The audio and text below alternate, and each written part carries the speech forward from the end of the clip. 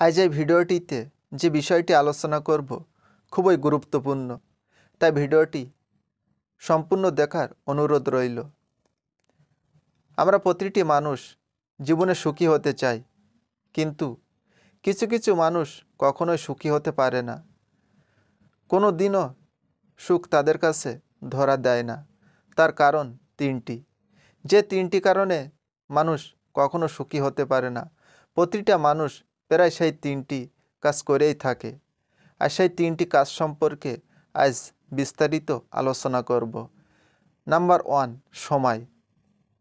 যে মানুষ তার জীবনে সময়ের মূল্য দিল না, সে জীবনে কখনোই কিছু করতে পারবে না।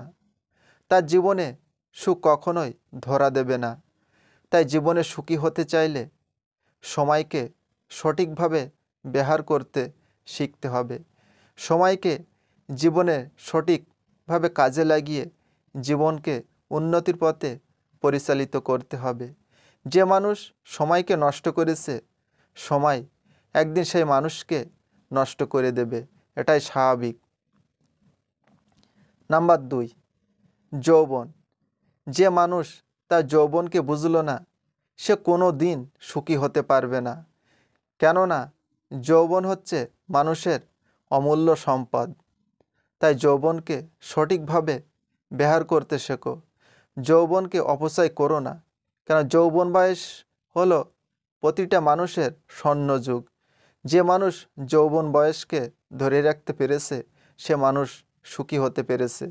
তাই যৌবনকালকে মানুষ বলে থাকে স্বর্ণের যুগ। প্রতিটা মানুষ তার যৌবনকে সঠিকভাবে ব্যবহার করতে পারলে সে মানুষটাই হবে সুখী। কেন যৌবন কাল হচ্ছে মানুষের উন্নতির কাল। তাই যৌবনটাকে সঠিকভাবে ব্যবহার করতে শেখো।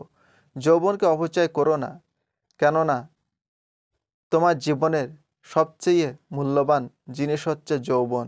তাই যৌবনকে অপচয় করো না। নাম্বার 3, বৃদ্ধ পিতামাতা। তুমি যদি তোমার পিতামাতাকে সম্মান না করো, তার সুখ তো দূরের কথা, জীবনে উন্নতিতে তুমি পৌঁছাতে পারবে না। তাই তোমার পিতামাতাকে তুমি সদা সর্বদা সম্মান করো। তাদের প্রতি অসম্মানের কোনো কাজ করো না। জীবনে টাকা পয়সার সুখ শান্তি কিছুই অভাব হবে না, যদি তুমি তাদের সম্মান করো, তাদের সেবা করো, তাদের যত্ন করো।